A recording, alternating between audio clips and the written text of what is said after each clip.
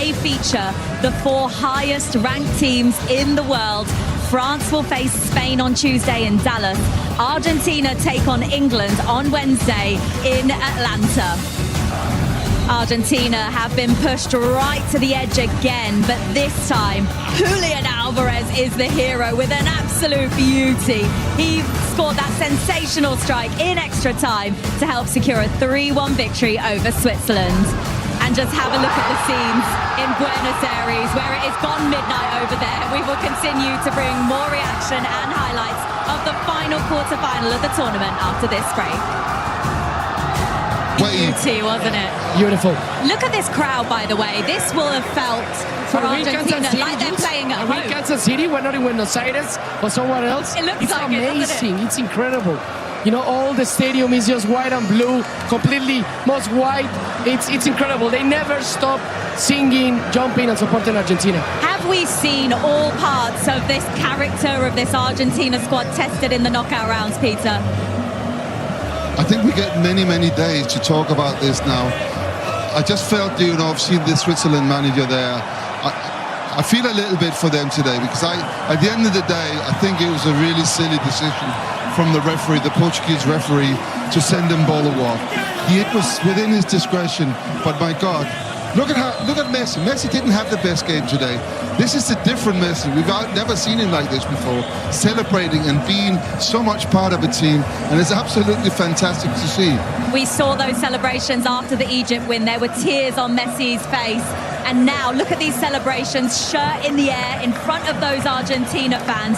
They are through to another World Cup semi-final as they look to continue to defend their trophy, Javier. Yeah, definitely. I think there's more a feeling of relief from Argentina. You know, Peter was saying correctly. I think Messi didn't perform in the way that we're used to it. You know, he had an assist though, so he's been assisting and scoring a goal in every of his matches. But that's the beauty when you have a team behind you. You know, you can maybe not play in your best way, but then your teammates respond from you. Your teammates back you up, you know? Have a little watch and a listen to this crowd responding to that Argentina team on the pitch.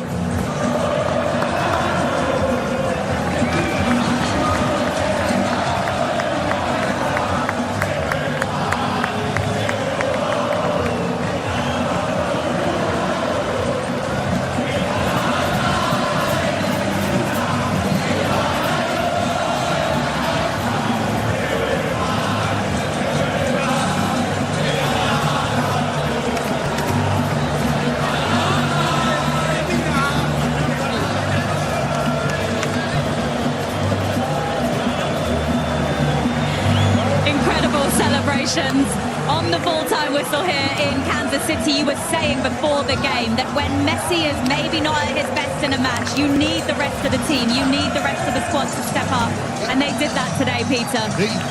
We've always said that Argentina is a very good, a very, very solid team, and they have Messi. He gives them that extra. Today it was a team. Again today, I have to say, like the other 2 games in the knockout rounds, they were pushed all the way to the end. But they're playing England now. Today they were pushed by Norway. They were pushed by Mexico before. So when we have this semi-final now coming on, it's going to be interesting to see how much energy is left in the tank for these 2 teams. More to come on Argentina, but another word on Switzerland, Javier, who down to 10 men were absolutely brilliant all the way through extra time as well, and they're the first team to stop Messi scoring in 10 World Cup games. Yeah, definitely. There's a way that you want to lose is like this, you know, giving everything, you know, leaving everything for the referees or the controversies aside. You put the effort, you run, you defend, you make things completely difficult for Argentina. So look at this manager. I think they did pretty well for the second time they were in this stage of the knockouts, you know, in quarterfinals. So I think they did amazing and brilliantly. Obviously upset because you always want to win. Yeah, they deserve a lot of credit for how they performed out here today, but the semi-finals are now set. First game on Fox is presented by Michelob Ultra. Argentina are now just 2 steps away from becoming the first back-to-back World Cup winners since 1962. Julian Alvarez and Lautaro Martinez on target in extra time to seal a 3-1 victory over Switzerland.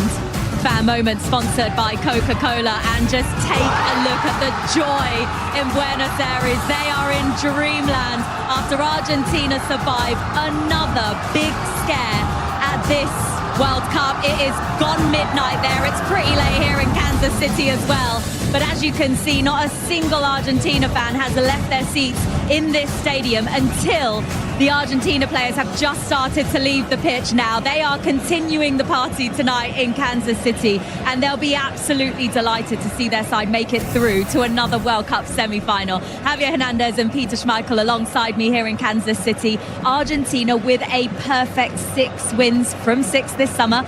But it hasn't been smooth sailing, guys. Let's take a look at the highlights right from the beginning of this match in this stadium, watched on by legends as well, Javier. Patrick Mahomes over there. Patrick Mahomes in the house. In his house, by the way. So on the 10th minute, McAllister with an amazing header in the near post run. Terrible marking from Switzerland. Even Julian Alvarez was in the second post in case that ball wasn't on goal. We can see here he's moving amazingly. They were marking zone. So there wasn't man-to-man, so McAllister found the spot, but what a header. Impressive header for someone who's not very tall. Yeah, indeed. That one an amazing goal and perfect start for Argentina. Yeah, but Switzerland is a good team. We know that now, but don't make mistakes. This is a mistake.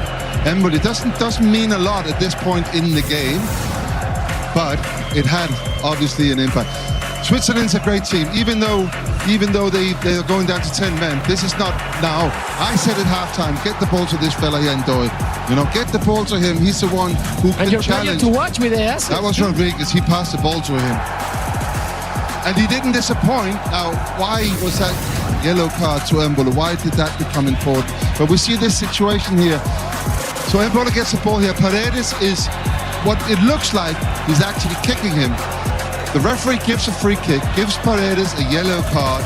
Now VAR intervened, and they intervened under the mistaken identity rule.